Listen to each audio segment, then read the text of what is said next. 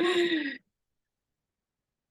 everyone. Welcome to Geminme, the podcast. Today we have an amazing leader, amazing guy and friend, Luis Daniel, also known as Chef Lucky. It's an honor to have you here and to share some time with you. Welcome, Daniel, to our podcast. Could you tell us who is Chef Lucky? Well, my name is Luis Berrios. Luis Daniel is that was government. That was nice. But yeah, everyone calls me Chef Lucky. Just Lucky. Chef Lucky started about maybe 9 years ago, but it was always been Lucky since I was probably like 10 years old. Like Where did maybe that about. come from, actually? I'm curious. So, me and my best friend Edmar, we used to do a lot of bad things when we were little. Mhm. We used to get in trouble a lot, and I never got caught getting Oh, in there you trouble. go. So Mr. and his family used to say that you're lucky, you're so lucky, you're so lucky. And then in high school, Mr. passed away. Oh, So sorry. I said that I'll never change my name. Oh, So that's so sweet. throughout like even when I graduated high school, like my principal said Louis Lucky Berrios when I got my diploma and all that stuff. Like Oh, that's how I was, yeah, that's how it that's was. so sweet. So tell us a little bit more about who you are and what do you do, what do you So stand for? I am an entrepreneur. I am an entrepreneur. I am a chef. I am a restaurateur. So I own multiple restaurants and businesses. I have a cafeteria, which is called Lucky's Cafe. It's in Morristown. And then I have Chloe's Restaurant, which I am partner there at in Patterson. Chef Lucky's Catering is mine. And then Suete Food Truck is another business of mine. And then this year we're launching the coaching and mentoring program to drop in fall of this year. And my book is coming out in fall of this year. Wow, so So you're yeah, doing amazing things. You're yeah, I'm doing, trying. that's great. That's really good. I feel like, we all have this purpose in life and it kind of evolves as we go.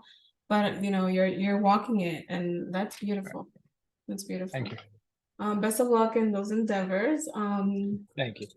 I always like to ask, and I know that this is a hard question to ask without like really getting personal. But overall, like without any details if you don't want to get there, but I always ask my guest speakers how their childhood was. For many reasons, right? I always give this background story of why I asked because I feel like our childhood really marks and sculptures like who we are as a person, right? And as an Right. adult our life. So in an overall, I guess you can share as much and as little as you want of like how your childhood was. Yeah. I mean, growing up, I grew up with a single mom. So my mom, I was born in Puerto Rico, and then my mom wanted to come to the United States because my aunt lived here. And my aunt was telling her, "Oh, it's such a better life, whatever." But my dad told my mom like uh, he didn't want to come. So like my mom literally just left and like brought me and my sister over here. And that was rough, to be honest with you. Like if you sit and think about it, like I went through a rough childhood. We moved a lot. My mom worked like multiple jobs, so she wasn't home all the time. It was tough. It was tough growing up. There was no easy path, whatever. I mean, I grew up in nice areas. I grew up in bad areas. I lived in a shelter for a couple of years. So it's like that's why like for me personally, that's why it's almost impossible for me to give up on anything because of that. Because like I literally can, like even right now I can sit here and remember all those horrible things, and now I think about it, and like that's why if you see behind me, that's why there's all these toys and all this other stuff. It's because these are all the things that I wanted, but my mom couldn't afford, and I never asked because I knew she couldn't. So I just kept like this imaginary thing, and then when I became better off in life, I was like, well, I'm gonna get everything I've ever wanted. I And love that. That really that's what all this stuff is. It's that's literally like a playhouse. that's so beautiful. And actually that really struck a chord with me because I also grew up with a single mother and I didn't ask for anything really because of the same reason, right? Because I saw that she was working hard. It was me and my little sister, so she's always been like the breadwinner, working Right. hard, never at home. And so, and that I felt like that really like followed me throughout, where you don't expect and you don't ask, and it's hard for you to receive also, right? No, So you could ask anyone who really is really close to me. I'm the number one guy. Like, I never expect anything from anybody. I've lived off of, if there is no expectation, there mhm, is no disappointment. yeah, that's so true. So I just don't. A lot of people, I feel, set themselves up for failure by expecting stuff, and then when it doesn't happen, they get mad or they get sad and it's like those are internal feelings. You have to be able to control that. The outside can't control that, and we allow ourselves. I mean, we allow ourselves to do all that stuff. We stress about tomorrow. We stress about stuff that hasn't even happened yet. It's like, oh, but what if this happens? What do you mean? I'm not worried about that. Like, I can't. You can't worry about that because you live your entire life scared or concerned about what to do, what not to do, and I mean, I listen, and this is me speaking now, Mhm. after a lot of like healing and stuff like that. But before, I was the same person. I was scared of everything. I never took a chance because what if I failed? And what if somebody ridiculed you for failing or doing something wrong? Yeah. And then you just got to find your way. And my mom did that. Like, my mom did all that. So for me, it's like I have a cheat code because I've seen someone do it already. You know what I'm saying? Like, I've seen my mom come from nothing to be where she wants to be and be happy. And then she also got to see her son, who was a wild kid, didn't care about anything, no discipline, no nothing, turn into a man who can sit here and have these kind of conversations on other platforms. I've spoken in colleges, I've spoken in schools for kids that are coming up. I was those bad kids. You know what I'm saying? Like, that was me. Like, I was those badass kids. So now it's like when someone's like, "Oh, we got a bad group of kids," I'm like, "Yo, let me talk to them." Yeah. Because if anybody can get through them, it's me. Because I was you. I literally sit there and I tell these kids like, "Yo, I was you." Like, there's nothing you're doing that I didn't do. So That. I love that. it's The easier. transformation really is like that's what I see and I really value because, looking back, right, growing up, it wasn't easy. Like you said, like a lot of factors obviously are parenting and the exposure we have at home and what we do have and don't. But in school, like school was tough. Like, I mean, you were part of the cool, I guess, cool, bad, No, so to be honest with you, it's so funny. Like, I was a really bad kid, right? Like, I was. I used to fight all the time. I probably got my. We used to say my mom had a personal parking spot in my school. That's how much she saw the principal. But I was a straight A student. Mhm. I Oh, didn't like. I was a straight A student. I just never needed to like. I didn't do homework. I just showed up and took the test, and it was always an ace. Like, I honest to God, I was a straight you A were student. natural. Yeah, I was a straight A student getting like in trouble, like left and right getting in trouble. I mean, it was bad, man. Yeah. I, I, I was a bad person, man. I literally, I remember, like, through the trauma of the reason I ended up living in a shelter, with my mom and stuff like that, my sister, I think, my little brother as well. The reason we all lived in the shelter, obviously something bad had to happen in order for that shit to happen. Like, we're not gonna sit here and pretend like, oh yeah, my mom just decided we're gonna go move into a shelter. Like, that's a lie. Something happened for us to get there. So in there, I was I had like built up rage and like upsetness. You know what I mean? And I'll never forget it. It was like the first week of school, and like I put a pencil through a kid's hand. Yeah, but that's. But the crazy part is I was probably I was a kid. I don't even like I wasn't even a teenager. Like, literally, I was just a pent. Like, I had that much emotions pent up, Yeah. and even through life, like, that continued with me. Like, I was always the guy, like people, 50 Cent said this the other day, actually. He said, I don't want no problems. If you ask me if I want any problems, the answer is no. I don't want no problem. But when somebody says they want a problem, I say, okay, no problem. I, I don't want the problem, but Yeah.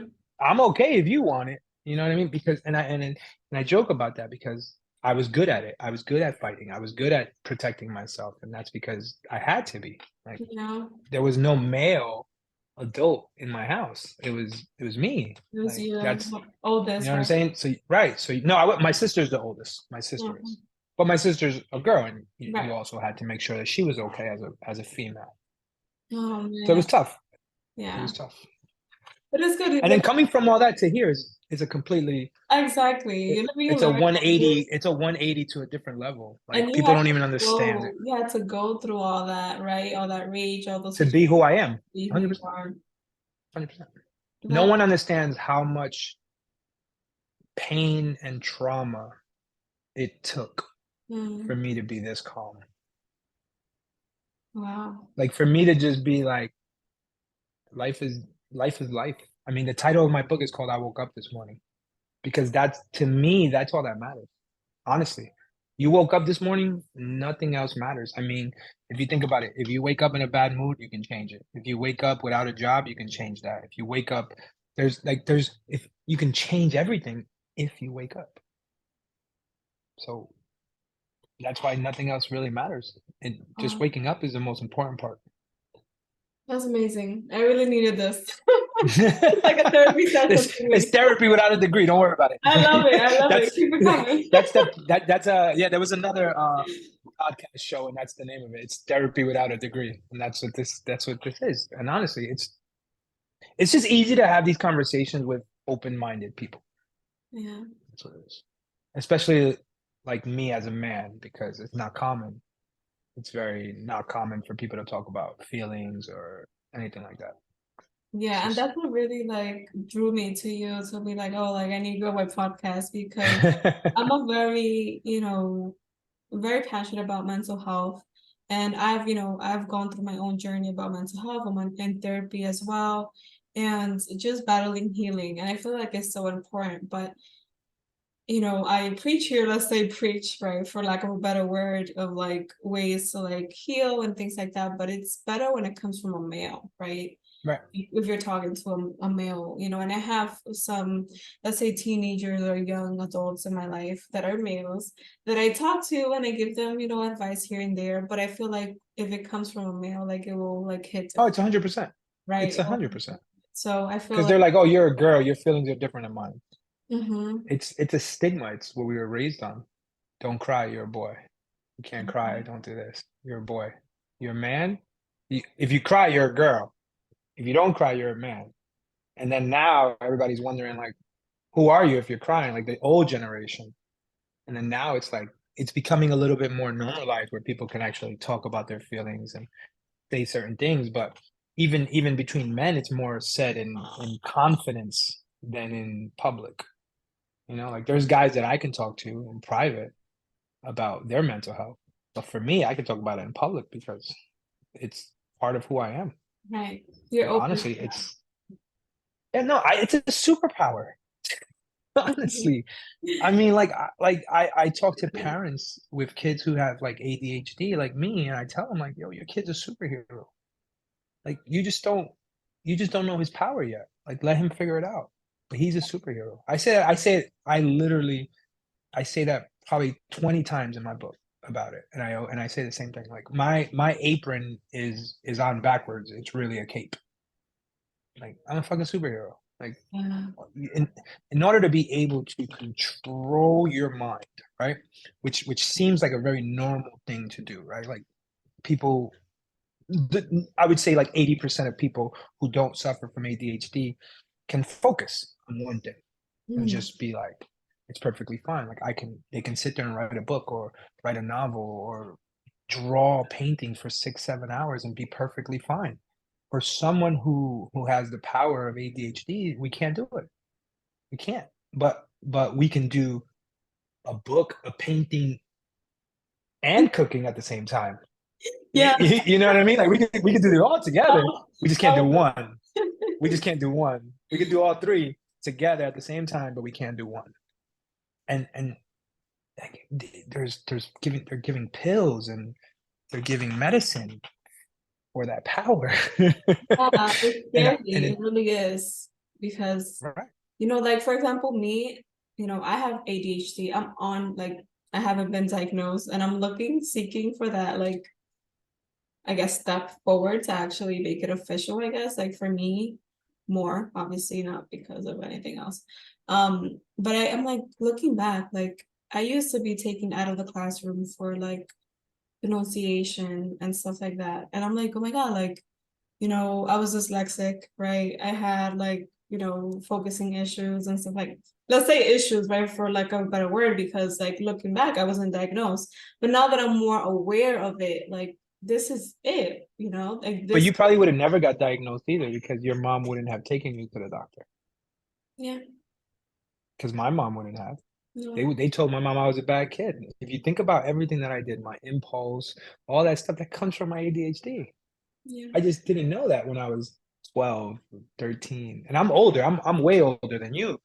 Like, so I didn't have that. You know what I mean? And even your generation, if you're saying that you literally didn't get diagnosed when you were at a young age or anything like that, that means the stigma of our Latino moms mm-hmm. is the same. It's the Mm-hmm. same, literally. That's why for me, as a dad, for me personally, that's a huge thing that I do with my kids. I don't play that shit. You sad, you depressed, something wrong with you, let's go talk to somebody. Let's go Yep. figure it out. I don't care if your school don't agree with it. I don't care if I don't care because my mom didn't do that for me. A lot of moms didn't do that. And I just thought that I was just a bad kid. It's not my mom's fault because she didn't know no better. I didn't know no better either. Right, that's what I was gonna say. I feel like it's a lack of awareness, obviously, right? Because Right. it's just like, oh, let's say like, oh, tremendo, así, or whatever. Like they just, oh, that's it. Like that's it. Like That's let it. push it Well, off. for us, it's boys will be boys. Mm-hmm. Boys are boys. That's how it was. And it just wasn't, it was, I think honestly, I mean, I believe that it was like, it was a language thing for like my mom and stuff like that. Like, why go to the doctor and try to explain that your son is just travieso and he just likes to fight and he likes to, like to her, that's not a problem. Right. You know what I'm saying? Like I mean, it is a problem that I was fighting and all that other stuff, but she didn't think it was a medical problem. Right. You know what I'm saying? That's just me acting out or whatever it was. It wasn't, there's something maybe wrong with him. Like mentally, he might need something. And at that age, I don't even know because I'm 41 years old right now. So to go back to when I was 10, that's 31 years ago. I don't remember that far back. Yeah. you Who know, remembers but what there we was, did last week? Like I don't yeah, remember. that's what I mean. But like, to be honest though, I mean, if I think it's like now that I know what ADHD is, and now that I know what other signs of mental health or mental issues, I know what the signs are now. I feel like I can look back at that kid and what I do remember was that that's who he was. Like he didn't know any better, and he didn't know that there was mental health issues back then, or like Right. my mom didn't know either, and that's why like I when I go to therapy and we speak about my mom, and I say that all the time, like, like we're like, so do you think your mom, like, do you think it was her fault? I'm like, I don't think it's a fault because I don't how do you blame somebody for not No. knowing something? Like No. my mom's not a doctor. Like you know what I'm saying? Like you could call my mom right now and ask her anything about dentistry and she'll fucking tell you everything in the world. But she doesn't know about mental health. She wasn't a doctor like that. You know what I Right. mean? So it's different. So it's like it's not nobody's fault. It's society's fault. Mm-hmm. It's not an individual's fault. It's the way we were brought up, and especially again our Latin moms and stuff like that. It's completely different. It's completely different. Yeah, I there's feel a like lot of things. I like like that you're bringing that up in terms of like Hispanics, because I feel like apart from obviously the lack of awareness that was before, there is still a stigma of mental health, and even people who are suffering now, right right, now are there still is. hesitant of reaching out to and like seeking therapy or talking about their problems or saying I need help. right? And it's still a stigma, especially in the males, right? Because they're supposed to be strong, they're supposed to be like, not cry, supposed to like have your shit together. I have crying sessions. Like I literally will like I'll literally like at least like maybe like I want to say like once every 2 weeks. Like I'll just wake up and I'll be perfectly fine. Like no, like not even kidding. Like I would be in a very good mood. I'll wake up and I would literally probably put on like 20 of the most saddest videos you could ever see just so I could cry. Just so I could like just let it out. Get it I out. just let it all out. And then I'm like, all right, cool, let's go.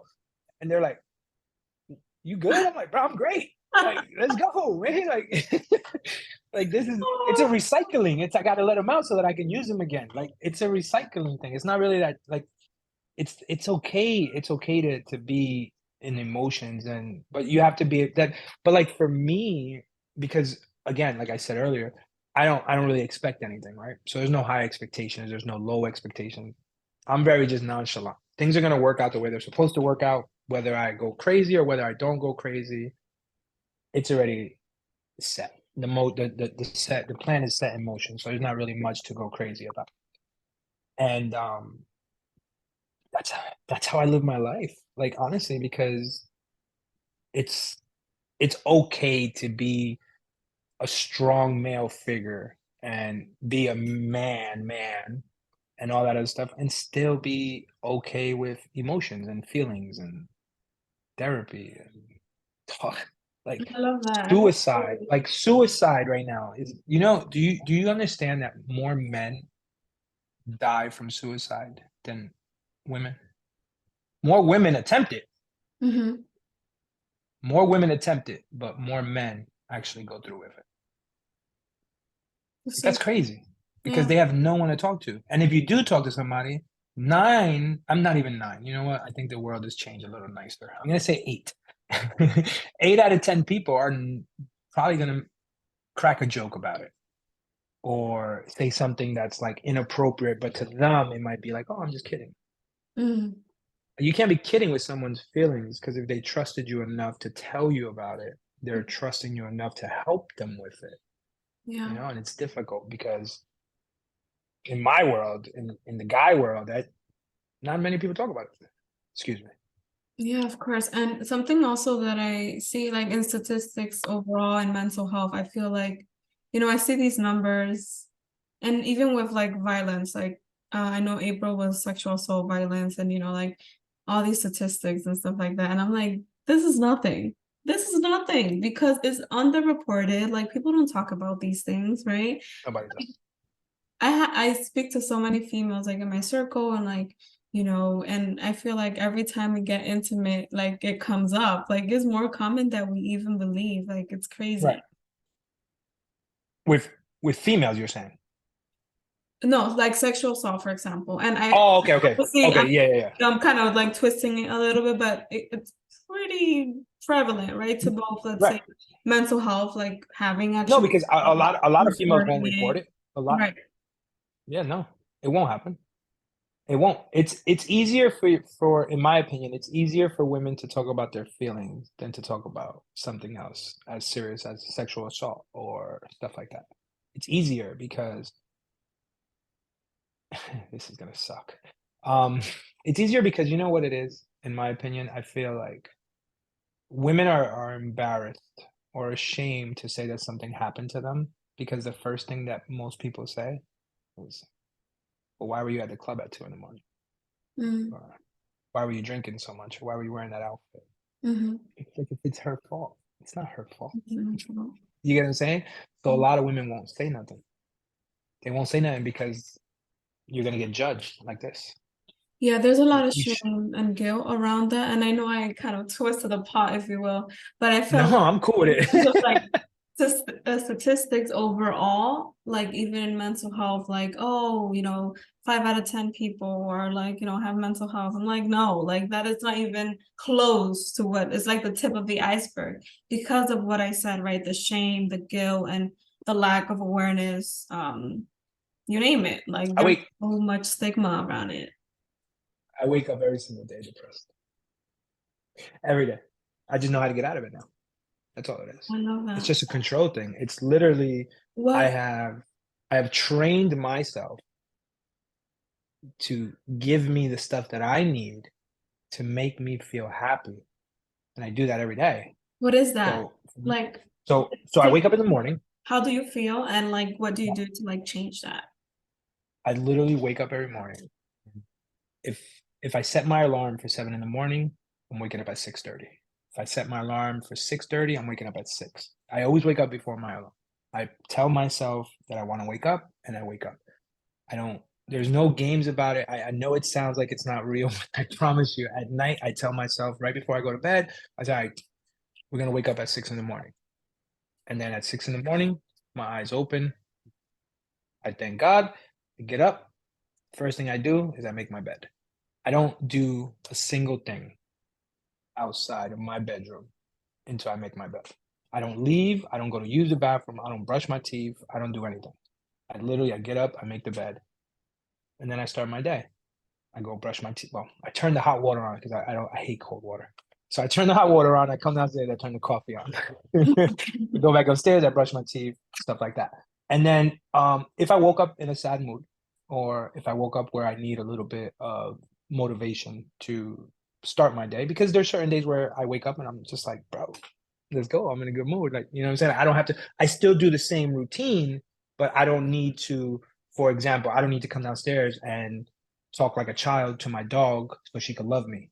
See, when I'm depressed, I do that because that kind of love is, you can't even, Yes, you yeah, can. I mean, I don't know if you have pets, I but do have two dogs. okay. Okay. So I have a 85-pound pit bull who's like a teddy bear. She doesn't even, she's the toughest, non-toughest dog in the world. So when I really feel like I need love, I'll literally just play with her and she'll just like love me all over. And then I go to yoga in the morning. I go to hot yoga in the morning and I go to the gym. Clockwork. There's no Every clockwork. day?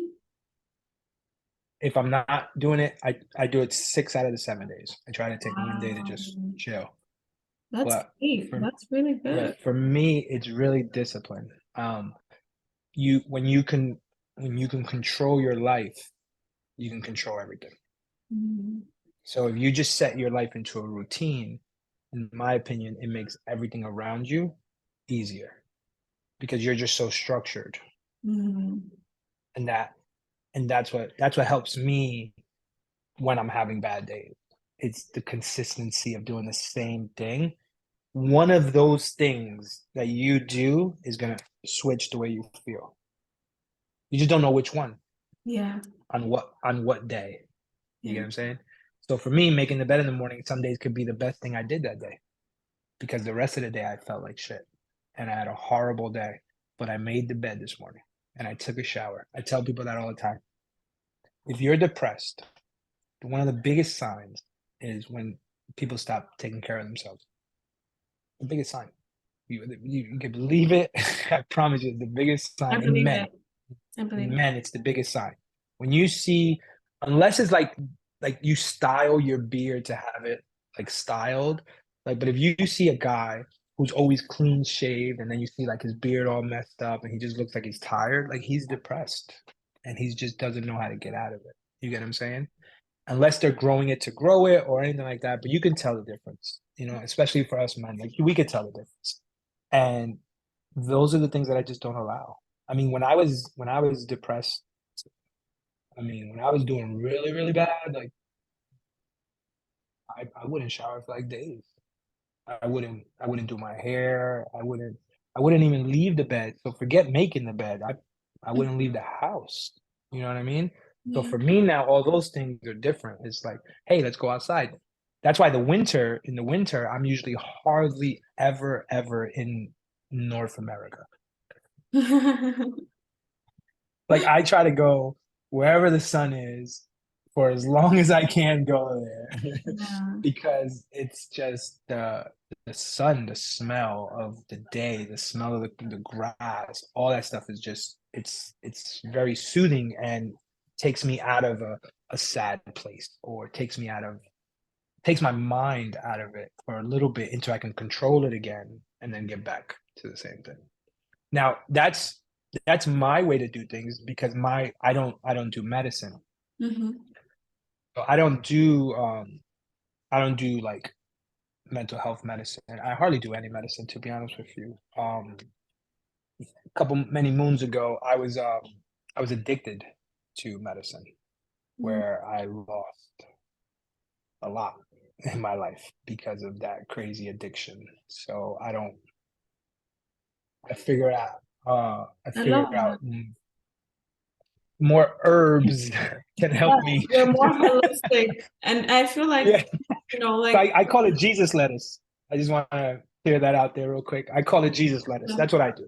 I smoke marijuana to help me calm down and allow me to still function in society without having to be on prescription drugs, which are good for you, but not good for you. mm-hmm. If that makes sense. Yeah, Yeah. I agree. Um, I like that. I like the holistic view that you have on it. I feel like, if you really think about it to the T, like even a headache, right? As simple as a headache, there's something, provoking it. There's something kind of, it's either you're stressed, you're frustrated, like there's something in your Listen, life there's you could change exactly. that could take that away. And you don't have to take You time don't, if you you really don't want. got to take Advil, Tylenol. You don't have to do it. Mhm. And there's a lot of people that just don't. They're just so used. They're just so accustomed to doing that.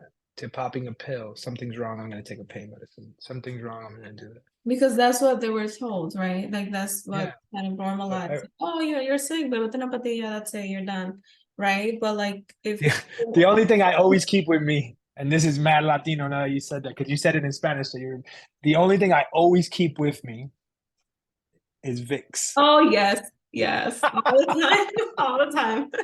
If I have a headache, you should go to the That's Rex. the only thing I keep with me. This is the inhaling one, so it's like Yeah, it's the best thing in the world. If I get like a migraine right here, and I just take a couple of whiffs, and yep. like 5 minutes later, I'm like, oh, I gotta love Oh it. man, yeah, no, that's so funny because it's true. Like, I don't know if it's the faith behind it or what it is, I, but it I works. don't know because I'm the one that usually makes fun of people's folk tales, right? Like Uh, you can't go outside with your hair wet because you're gonna get sick, right? Like yeah. remember all those crazy things that our parents used to tell us. People still believe it as grown adults. They still believe this. I'm like, bro, your parents lied to you, bro. Like they lied. I'm sorry. They have lied to you over and over. But no, it's because the way we were raised.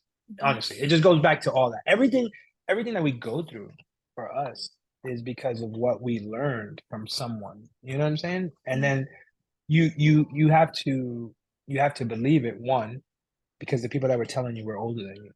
So you had to believe it because you were a child. Uh your mom wasn't lying to you, right? Mhm. That's the thought you were thinking. Your mom ain't lying, your She knew dad ain't better. lying, She knows your better. uncles, your aunts, they're all telling you the truth because why would they lie to you? You Mm. know? And then you grow up and they were full of shit. All Yeah, of them. all of them. All of them. You're like, what? Like, what are you? You're Every like one of 50 them. years old, right? You look at it like I was telling my goddaughter, and her parents are going through something, some divorce right now. And I told her, I was like, if you feel like you want more love from them, like communicate it because they don't know anything. They're just going through life just as you are learning. They don't know anything about their feelings, let alone yours. Like if you want something, you need something from them, tell them because they're figuring it out. And No, it's to the be honest though, that's best that we have. no, I Our agree. parents know everything, and they should know that they're parents, right? But they don't. They don't know anything. When like what you just said about if you want love, you should ask for it and stuff like that, especially from your parents. Right, I agree. I was I was on the very fortunate side of that. You We had nothing, but we had love. know, Like you couldn't honestly, man, like I was married before and I remember there was times where we would be in an argument because I wasn't financially providing what I should have at the time and stuff like that. I wasn't doing well. And I remember saying like, yo, I don't know how we're gonna do it, but my mom did it on love, so love's gonna pay the bill somehow. Like because like honestly, like that's how I felt growing up. Like, yo, it didn't matter about anything. Like as long as we loved each other and like my mom loved us and we loved our mom, like, yo, she was gonna figure it out, bro. So I grew up with the mentality like, yo, love's gonna pay the bills. You know? I love that. If you Like think if my about it, mom did that's it, what it is about, like money, comes and goes. Time obviously goes more than it comes. yeah, But it's like at the end of the day, if you have love and you support each other, and that could be obviously your parents, a spouse, whatever exactly. it is, like you can figure it out, right? No, but it was so funny because I remember that. I remember that clear as day. I was like, yo, my mom did it on love, bro. So we gotta figure this shit out. We gotta figure it out. We have love, so we have to do this. We gotta figure this out because my mom did it, so we gotta figure it out. That's so But cute. even now, like with my kids, they live with my ex-wife and all that stuff. And even with my kids now, like I don't. I mean, even people that my friends that are around me, they'll say it all the time. They're like, bro, I love how you are with your kids. Like my son is 18 years old. The minute he comes wherever I'm at, if he works with me at the restaurant, he works for me at the cafe, all that stuff.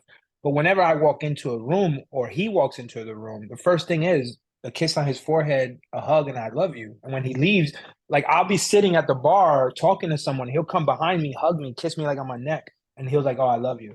And that's how I raise him. Like I love I that. want him to be able to say I love you and all that other stuff. Like I have two daughters and the same stuff. I'm all the time. I love you. I love you. Hey, you're okay. You want to talk? You want to go for a ride? You can talk. I don't have to say shit.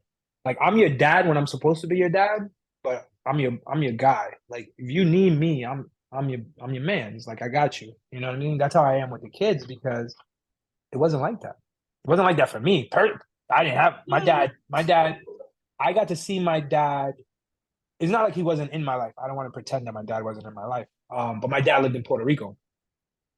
So the only time I would see my dad was in the summer. My mom would send me to Puerto Rico to spend time with my dad. Mhm. But that's it. So like I didn't have until later on when I was a little older, my mom was in a relationship. That's when we had another male in the house and stuff like that. But we didn't have that, and statistically, it's single parent, single mother homes. It's crazy because I said this yesterday. I shared this yesterday to Josie. But single parent, single mom homes is the worst place to raise kids in, Mm. statistically. Statistically, it's the worst place. It's the worst place. Yeah, I forgot what I think it was 80% of people in jail right now come from single mother homes. Wow. Mm. I don't The know. statistics are I'll send you the same clip so you can hear it. But literally the statistics on single mother homes are the saddest things I've read yesterday. Yeah. And how So much to they see like you, work, right? And how huh? much that I said, and how much they work and they sacrifice, to like Exactly. make it No, happen. exactly. And No. obviously, like we turned out good, so we But made that's exactly what I'm saying.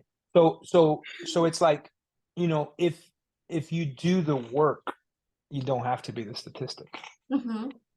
You know what I'm saying? It's just doing the work. And that's the easiest thing to say, but the hardest thing to do is to put in the work because everybody wants to get better, Yeah. right? Everybody wants to get healthy.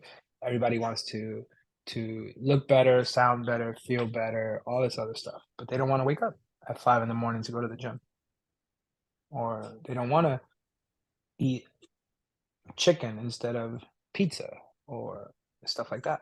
They don't want to because that's Actually, hard. thank you for mentioning that. That kind of segues to a question I had for you. And um, you kind of touch upon a little bit, but I wanted to ask you what keeps you motivated and disciplined? Because I'm so impressed with like your drive. And I also realized that you have also had a transformation in like your body and mind in the Yeah. past. And so I So want that's what, so to highlight that's that. how it started everything. That's what started everything. So to be honest with you, I started my businesses a while ago, obviously. But if you ask me and I tell the story the same way I always do, it took 12 years to become an overnight success. Mm. I've been doing this forever. I feel like I have, right? I feel like I've been doing this forever. And in the last 4.5 years, my life changed.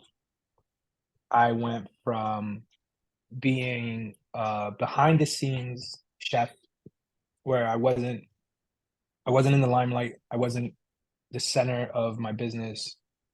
Um, the food was always mine, but me personally, I wasn't. I wasn't the forefront. I was very uncomfortable in my body. I used to weigh 326.5 pounds. Wow. So yeah. So I Now, was you know. I I weigh 172 yesterday. Yeah. Yesterday was 172. Yeah. But I want to stay there. I'm trying to stay between like 170, 175. What did it take for you to like get out of that space? What say wait, say it again. What was the question? What did it take for you to like be like, no, like I have Everything. It to. cost me everything. I lost everything, basically. I lost everything. There was either yeah, I hit rock bottom, man. If I'm being honest. I was depressed. I was literally just released from the hospital for at the time. So at the time I was released from the hospital for to be honest with you, suicide attempt. And that was it. And then I had a conversation with counselor. That's what he was. He wasn't a psychiatrist. He was a counselor. And I had a conversation with him, and he said something about my kids, and that was it. Mm, And then that changed my life. And then when I went to the doctors, my regular doctor, I had sleep apnea. I mm, had diabetes. I had high blood pressure, high cholesterol, fatty liver. I think that's it. Maybe more. I'm not really sure. And then and then he that goes, was "Yo, enough. how old?" He goes, "Yeah, that was enough." He's like, "How old is your son?" He's like, "Your youngest son. How old is your youngest son?" And I was like, "Oh, he's 10." I think he was no, probably like 8 or 9 at the time. And he goes, "Yeah, you won't make it to his 15th birthday." Wow. And I was like, "What?" So I did what you had to do, and I took control of my health. Um, and then everything else literally changed. Everything from that moment changed my whole life, and it changed and it's funny because you know how when people say all the time they're like, oh, one thing can change your whole life. Mhm. No, I am telling you that it really, really can. Like 100% it could. Because I went from this place where I no longer wanted to be here in the physical form to the Mhm. point where I'm at now is I don't ever want to leave. Yeah. Like you know what I mean? Like I didn't want to be here. Now I don't want to leave. And that all happened by just changing different things and realizing that it was okay to talk to someone and it was okay. And and for anybody, whether you're male or female, I'll say this really quick before I forget it. But when it comes to therapy, talking to someone is really awesome. There's a lot of free places you can go to if you don't have insurance and stuff like that. State places that do it, and they might not be the best psychiatrists and they might not be the best thing, but they're irrelevant. If I'm being honest with you, Mhm. the people you're talking to are irrelevant. It's the fact that you're talking to someone that makes the difference. Who Yes. you're talking to is irrelevant. But yeah, I just want to say that because when I speak to and and where I was going with it is I speak to therapists and psychiatrists and stuff like that. But I only speak to them for a max of 6 to 8 months, and then I switch. Mhm. So I was talking to I forgot who I was talking to about this, but I literally say it, and I say, and the reason I say it like this is because when I go personally to therapy for something, it's for something that's happening in my life, right? So I want to go to therapy to help me understand that or help me feel better about that.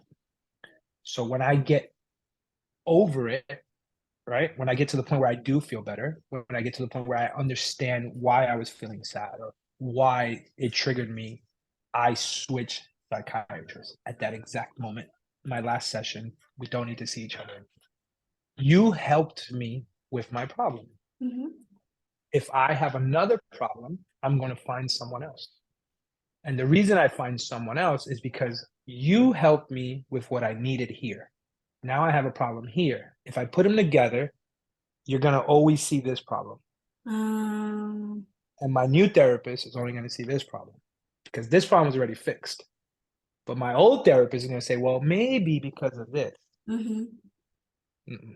So it's okay to switch therapists. I And know.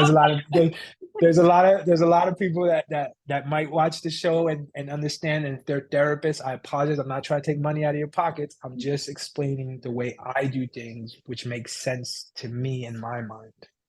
But it's perfectly fine because I did, other people that I've spoken to, they say like, oh, I've been seeing the same lady for like 5 years. Yeah. Like she knows your whole life. Mm-hmm. So when you speak to her, certain things that might not be because of this, she's gonna know about this. Right. So she might bring it up and be like, well, maybe it's because for me, like let's say for me, she'll be like, oh, maybe it's because your dad wasn't around your whole life. Right. Like, no, I'm over that already. That I've made peace with that. Like, you know what I'm saying? So you can't bring that up. That's why, like, I forgot who I was saying it to, but literally, I say that like I say, like I said, I've done a lot of bad things. I wasn't always this really nice person. I wasn't really this uh open-minded person and stuff like that. And it it doesn't even matter to me anymore because I've forgiven myself. You get what I'm saying? So like if the people didn't forgive me and It doesn't that's matter. on you, man. That's on you. You got to deal with that because Right. me personally, I'm healed. Like that's irrelevant to me.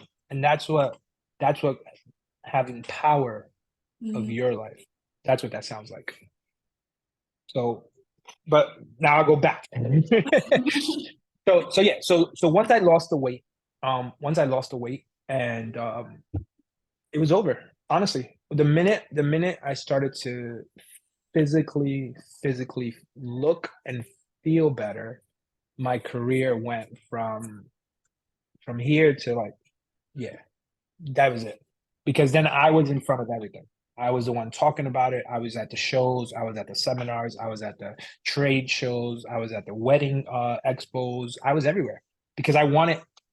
My food hasn't changed, but my attitude on life and my attitude on everything changed. So it's like if you knew me, you got to relearn me because I'm not even that same person. Like I don't even know who that person is. Like sometimes people be talking and I'm just like, you got to know who you're talking about. And like, oh, you don't remember? Like it doesn't matter. I don't know who you're talking about. Right. Like that person doesn't exist. That person is dead. That person has died and I'm perfectly fine. I have like a phoenix. I've came back from the ashes and I say that and it's cliche and funny, but it's so accurate for my life. Like I was homeless. Like I was homeless. I was living in a car. Like you get what I'm saying? Like to come from that and to be able to sit here, shit, even right here in my basement, to be able to sit here and look at the life that I have. It's I'm beautiful. not supposed to be here. I'm not supposed to be here. It's crazy.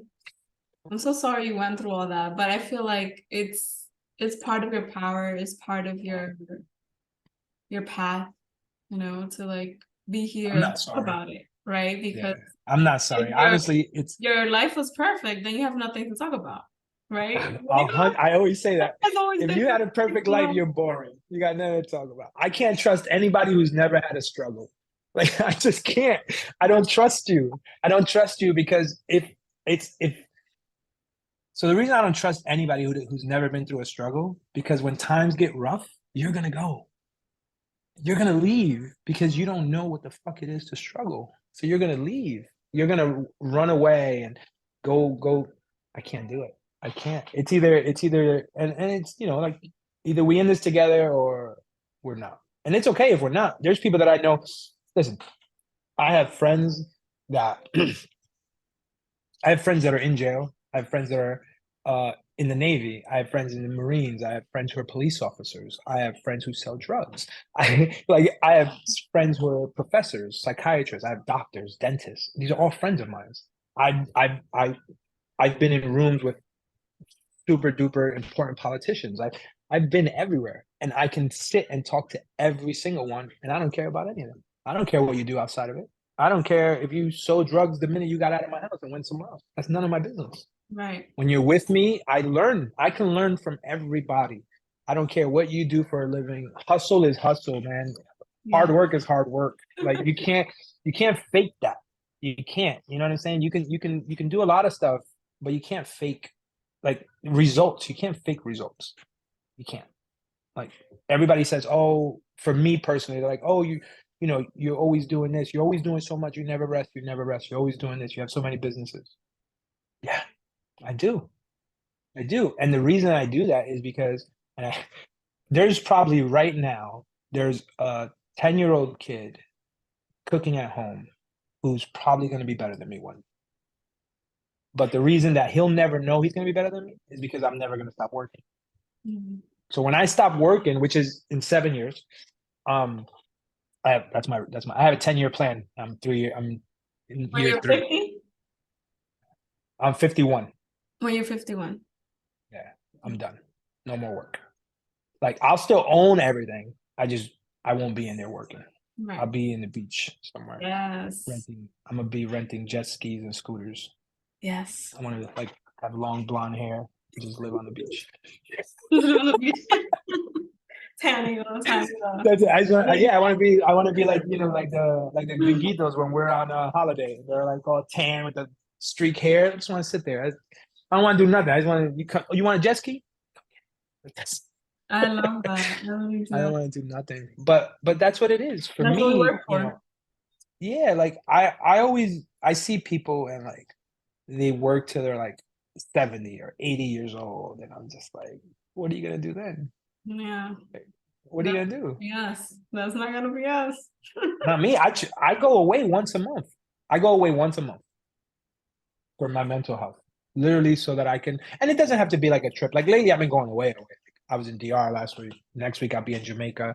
But like lately, I've been going away. But most of the time, I'll just go away down the shore, or not even down the shore. I'll go to AC, or I'll go to the Poconos, or I'll go somewhere like that, just for like 2 to 3 days, just so I can literally get away from stuff and Mhm. then come back to it. Like last Thursday, I got home at like 11:45. I was at Restaurant Depot at 10 in the morning. Like I go from having a blast, vacation, chilling, drinking to the next day. Like I wasn't even there. Now it's work. That passed. Now Mhm. we're working. And that's how I live it for me, because again, that's how it's easy for me to control. If I do the same thing, it's easy for me to The control. I structure. eat the same thing. I eat the same thing every morning. I eat the exact same thing like every day. What do you eat? I'm for breakfast. Oh, I have 3 boiled eggs and coffee. And if I'm like starving, then I'll make the 3 boiled eggs. Put a little mayonnaise and then put them on a sandwich and make a little egg salad. Hmm. But I eat the same thing every day. Just like Every every day. single day. If I'm home, I eat the same thing every day. Obviously if I'm away on vacation or something like that, then whatever they have. But Right. most of the time it's just 3 boiled eggs, and that's how it. But that's how, again, like you were saying, the structure and the discipline to get to where I am. Mhm. And this is for anybody, whether it's your business, whether it's your life, whatever it is. If you just do same things every day, it becomes a routine. Do it on the days, and on the days that you don't want to do it, Mm. do it twice, I because you're gonna love hate that. it, right? Yeah, no, you're gonna hate it. You're gonna hate it, but then you're just gonna become used to it, and then Mm. your body's gonna thank you. And that's what people don't understand. Like they don't like your mind and your body control your entire life. Yes. Your entire life. You're in a bad mood, you get headaches. You're in a bad like you don't drink enough water, you're dehydrated. You get chapped lips, you get dry mouth, you get bags under your eyes, you get wrinkles by not drinking water. Like literally by not drinking water. Like are you kidding me? Like you could just drink water. Like and there's people that complain As about simple this. as that. As simple as that. But that's what I mean. Like there's like you can control if you give your body the right stuff. Mhm. You can control your life. For years. So my company started as a meal prep company. Well, I started as a catering company many moons ago. Um, and then I started a meal prep company. right? This was like the biggest like smack in the face, right? Because I started a meal prep company to help people lose weight, Mm-hmm. right? I never ate any of the stuff I like I made, right? Like I made it for everyone else because everyone else was disciplined. I wasn't disciplined. Mm, I was just about the money. I was young. I was younger. I needed to get right, paid. I had child support. Like I didn't care about fucking, you know what I'm saying? Like I just needed bills to get paid. right. So I did what people wanted, which was meal plans at the time, and it was amazing. And it built me to the point where I am now. Like honestly, that business took me to where I am now. And those people were disciplined and those people lost weight and those people did all the right stuff. And here I was, this big guy at 300 something pounds selling this stuff. And then I have my delivery drivers drop it off at their house, and I would be at like KFC with like a bucket of chicken and mashed potatoes. Like, so it's like when you Right, change right. that, right? And then I changed the way I ate, and then no more diabetes. I had no more high cholesterol. I had no more high blood pressure. I didn't have sleep apnea anymore. I used to stop breathing in my sleep 47 times a minute. Wow. Like that's like literally you could die Yeah. of how big I was, and I wasn't able to breathe at night. I had to sleep with a mask. I had to sleep with a mask so I can keep breathing. What I was going So to say was, I know that I kind of, sorry, I interrupted you earlier. no, you're fine.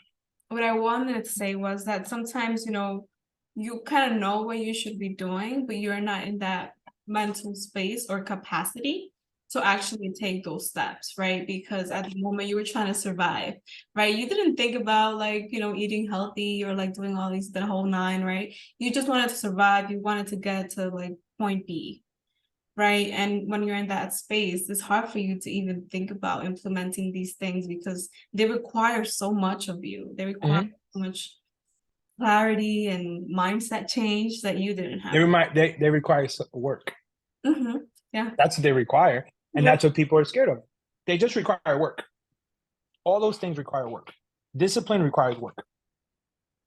It's just the way it is. I mean, you can't eat. Okay, even if you work anywhere in the world, if you work at an office, right, and your job is to answer phones and make appointments, if you don't pick up the phone, you can't do your job.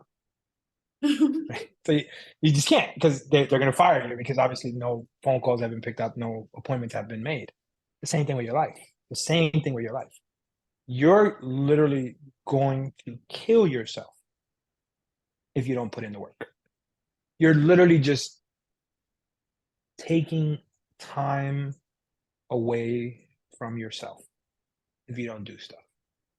You're that's all you're doing.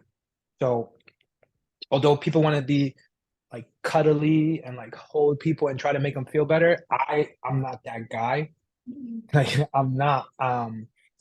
I'm not that guy because I thought that I wanted someone to be nice and be caring and say, oh, we understand and like rub your back and be like, things are gonna get better. I thought I wanted that, right? And then when that guy told me that I wasn't gonna see my son's 15th birthday, I was a smack in the face, right? So that shit made me realize, yo, all those people that coddle you, they're just enablers.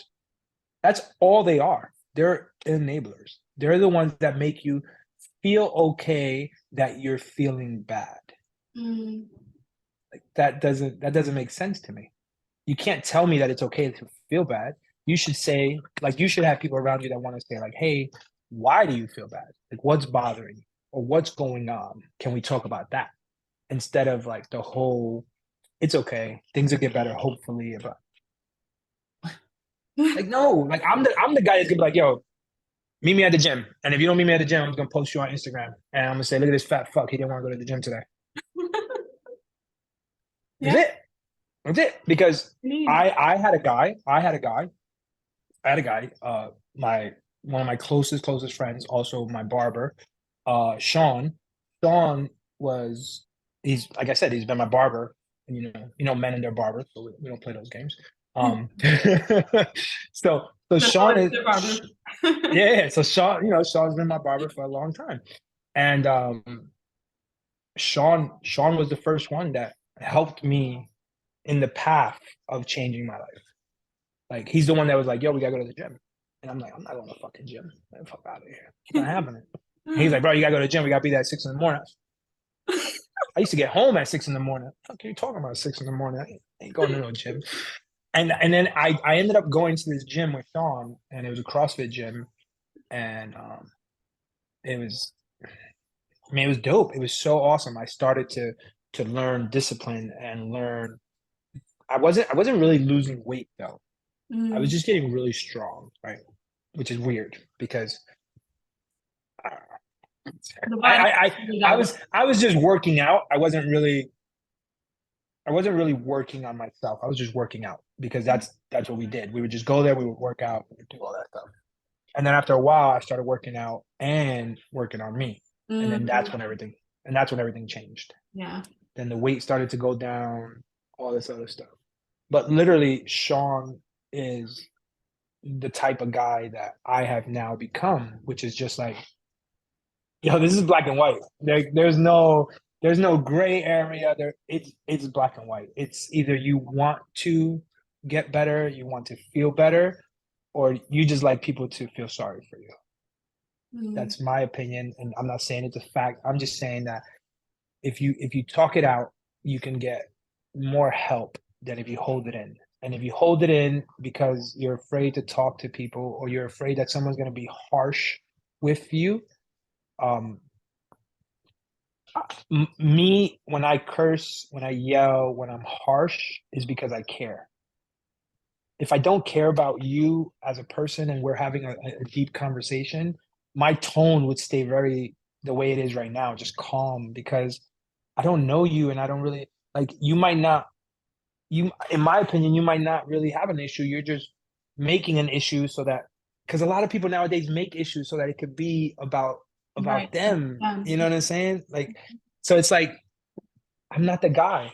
I'm just the guy that's going to tell you the truth all the time, like whether you like it or whether you don't, especially when it comes to your mental health, because it's a joke. It's a joke. Everybody, we're not supposed to have mental health problems. We're men. We're supposed to go to work and we're supposed to, it's like, I don't know. It doesn't make sense to me. And I I love feel the like, fact that you brought up, Sean, because I feel like the importance of mentors and people around you that really push you, right? Like that's so, so important. oh, And I have a the support team. influence, yeah, the influence that it has on you, obviously self-development, like you Mhm. said, wanting to get better. Like if you don't look for the resources, if you don't seek the people, if you don't hear the people around you, you're gonna stay where you're at. That's it. 100%. 100%. And I know that you also read, so I wanted to kind of pick your Hmm. brain about that. Like, what books do you recommend for our readers to look into? So one thing I only have two things in front of me. And this is what helps me. And this book right here literally was like one of the pillars that helped me change my life. And it's called Eat the Frog. Hmm, Um, yeah. good So book. it's from Brian Tracy. It's called Eat the Frog, and it Okay, is literally maybe not. 21 great ways to stop procrastinating. I'm gonna write that down. Eat the Yeah. frog. Yeah. It's called Eat the Frog. Right there. Got It's a it. really good book. It's on Amazon, a couple dollars on Amazon. It's an amazing book. It holds you accountable and makes you stop procrastinating. I've always, um, not always, because I've gotten a little better. I thrive under pressure. Mm-hmm. It's one of my amazing superpowers. So when it comes to procrastination, for me, it's become very important to try to stop it because I would wait till like the day before a huge event to really get ready because that's how I loved it. I loved the rush and all that other stuff, but then it was affecting my life because I would do that and then for the next 2 days I'd be dead to the world. Yeah, You know what I yeah. mean? I couldn't do nothing. So I trust me, read this book. It's a good book. And then I need that. another thing that I do is I journal. Yes, I love that. So I journal. This one is actually it's called Mind Journal, and it's uh journaling for men. So Ooh. these books are. this journal book is actually dedicated in the questions are and the way they ask you for your days and in and outs is really made for men. So it's amazing, and it's called the Mind Journal, and it's a 30-day one, and you could just, I mean, I buy them every 30 days, but it's journaling, and if you don't want to buy them over and over, you could just practically use the same stuff on a different notebook and stuff like that. But I do it because I want to make sure all the books for me have like the dates and stuff like Right. that. So it's important for me. But journaling and writing down your feelings and writing down how you feel can help you, especially if you don't like to talk about it. So if you don't like to talk about it, you can write about it, right? And then you can do what I used to do, which is very random and a way for you to understand it. You can take a copy or duplicate it on another piece of paper and give it to a stranger, Interesting. because you might not know them and they definitely don't know who you are. So you give them that and they read it. If they happen to read it, you taking the step to tell someone. Wow. Your mind will think that you've asked for help, and then it'll be easier to accept help. I like that. That's how it works. Okay, that's awesome. Thank you so much for sharing those gems. I mean, so far I know it's gone like over, but it's like so good. So I am going to kind of wrap up because I know I want to be mindful of your time. I know you Appreciate it. have tons of things to do. But could you give us your final words and conclusion of our conversation? Could you give, like, if someone was like really like struggling, I know you mentioned like seeking help and talking to somebody, but like just like remembering in those dark moments that you were before, like what are things, or like what is a toolkit? Let's say like a little toolkit that you will recommend for someone to like have to like kind of get out of that dark space. So okay, so there's different ways. So for me, I would say if you are a parent, and you're in those dark ass fucking days where life, no matter what you're going through, no matter how good you're trying to be, life is just unfair, let's say. Yeah, think about your kids at that moment, if you're contemplating, um let's say drastically, if you're contemplating suicide, or if you're contemplating hurting yourself or hurting someone else, stop for 2 seconds and think about your kids. Think about what you would do to your kids if you're no longer in your life. Mhm. I don't care how bad you're struggling or anything like that. The love that your kids have or the love that your kids show can help and cure that. So if you're feeling like that, just think about your kids. And if you're not a parent and you're still feeling that way and you have no kids to look at or anything like that, it's a simple statement that has changed my life, and I will say it. So the one thing that is guaranteed in life besides death is change. Mm, So if things are going horrible and everything seems like it's against you, just try your very, very hardest to stay strong, because that's going to change. And if everything is going really, really, really good and you're on top of the world and all that shit, enjoy it. Enjoy it. Have as much fun as you can. Do everything you ever wanted to do, because that too is going to change. yeah, that's So the whether only you're happy, that it's going to change. change. And whether you're sad, it's going to change. That's Yeah, just life. I love that. So that's the only thing I would say to anyone, especially if you're not a parent, because parents, when it comes to us, parents are different. Mhm. You can ask your mom right now. Your mom will take a bullet for you right now, this second. Before you shoot yourself, before you cut yourself, your mom would do that. So you have to think about it. You would do that for your kids. So why would you take that privilege away from them? I grew up without a dad. I'm divorced, and I am as much as I possibly can, as I am an active father, because I don't want my kids to have to struggle the way I struggled without having a dad. Yeah. So yeah. So that's my advice, honestly, is that change. Everything changes. Everything changes, and you can control your entire life when you can control your mind. That's it.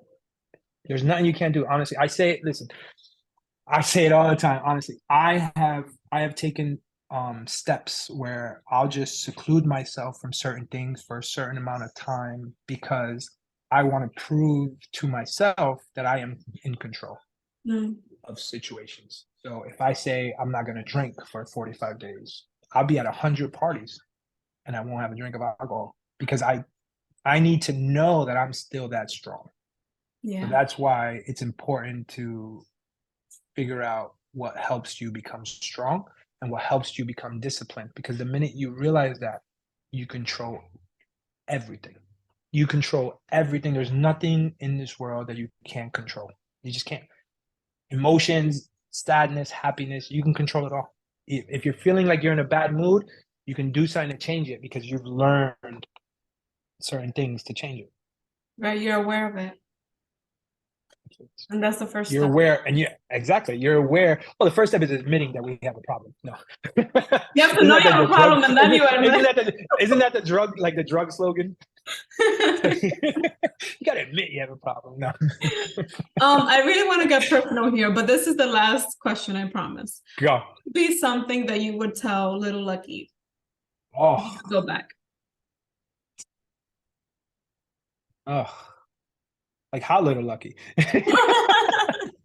Or the There's one that stages needs of the my life. most, right? No, no. So the one that needs it the most, the little kid that needed it the most. What would I say to him? It'll be worth it. Mm, It'll be worth it. I love Everything, yeah. Because I don't, like I said, I don't want to change anything that happens to me. it. I don't. I I'm a testament. I am a testament. I would not. Yes. I say I literally I said I slept on the floor. I slept in my car. I've slept in a jail cell. Mm, I just never slept on myself. That's it. I love that. I'm literally I'm a testament. I Which want I think everybody to is see me. beautiful. I want everybody to see me, and I want everybody to understand that. Listen, homeless, broke, poor, in jail, divorced, everything. I'm here. You're I'm here. here. Oh my God, I just want to hug you right now.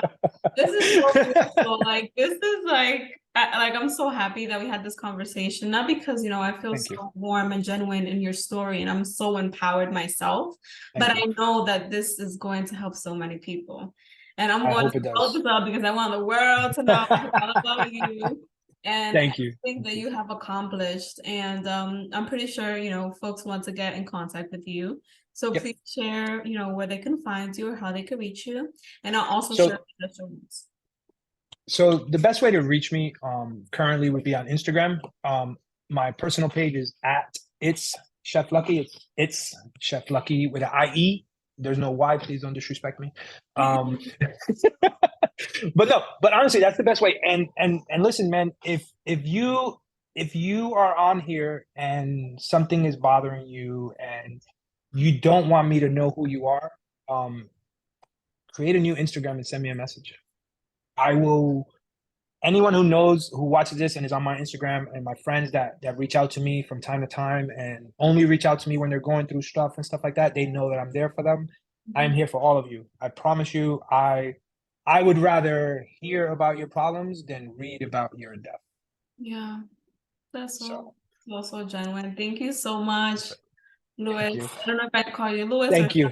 You Lucky. could don't say Daniel. That shit had me. I was like, I don't know. I just saw it here. I'm like, it's like Daniel. I was like, wait a my mother. No, right, but listen, lucky, thank you lucky, so lucky. much. Thank you so much for giving me the time and the platform to speak about this. And honestly, thank you because I think you're doing an amazing job, and I don't think you give yourself enough credit for what you're doing at the age that you are currently at, doing all this and advocating for mental health for men, for women, advocating for just troubles that we all go through in life and stuff like that, whether it's, you know, sexual abuse or domestic violence or anything like that. So I just wanted to say that I think you're doing an amazing job, and I am honored that, honestly, I'm honored that I was even thought of to be on this for this reason. Because a lot of the times people want to talk to me about cooking and all that other stuff. And I love talking about that too, Don't don't get get me me wrong. wrong. I'm a foodie. I Yeah. love food. No, I'm just saying I love talking about that too. But for me, it's like there's more. There's more to me. You know Yeah, what I'm saying? There's the definitely. cooking. I learned so much. Yeah, the cooking is secondary. It's secondary to me. It's something that happened to me. It's not something I chose. You know what I'm saying? I didn't know that that was gonna be my career. But I knew that once I healed myself and started feeling better, I knew that I could help people without food. So Thank you so much for your genuine thank and you. kind words. This work is not easy, but it's possible. And we are healing. You are part of this healing process. You're always welcome to be here in all of my Thank you. platforms. Whenever you want. So thank you again for sharing your time, being vulnerable with us. I know this is Absolutely. hard, but you're doing it, and I'm We're so good. proud. We're good. Thank you. Thank you. Thank you so much. Honestly.